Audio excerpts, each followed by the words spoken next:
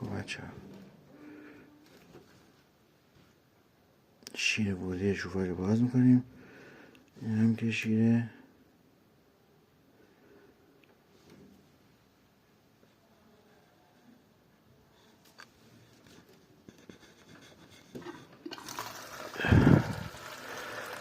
خروجی شوفاژ رو باز میکنیم.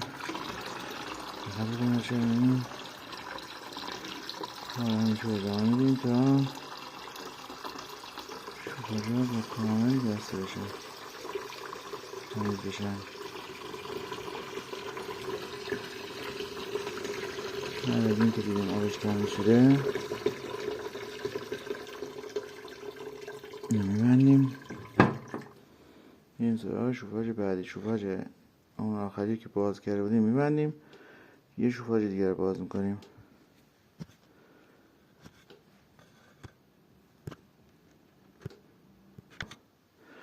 باز کردیم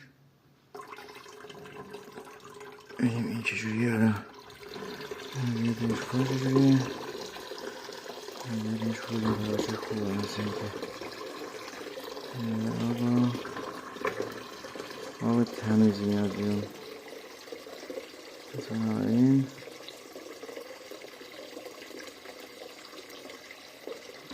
سراغ شوفاژ بعدی.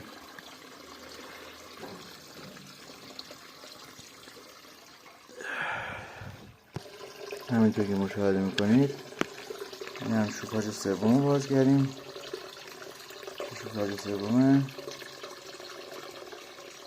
همینطور که یک بار هم بهتون رسید. این شوفاژ آخر.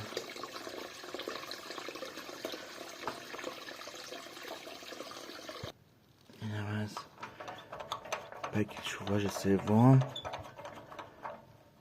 و میریم سراغ شوفاژ آخر که این شوفاژ این باز میکنم. حالا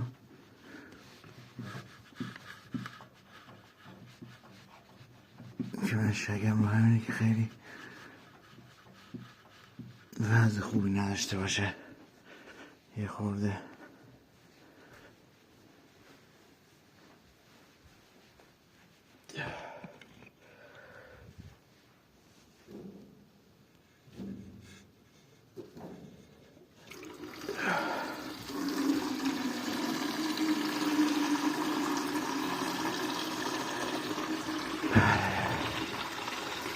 همین طریق اینجا تمام شده رو میشوریم. با این با همین طریق که انجام شد از این همه شده رو میشوریم. همین رو چرا مثل این که این چون که نزدیکتر از پکیجه فشار دستمه بیشتره. این هم از شستشوی شوفاژ.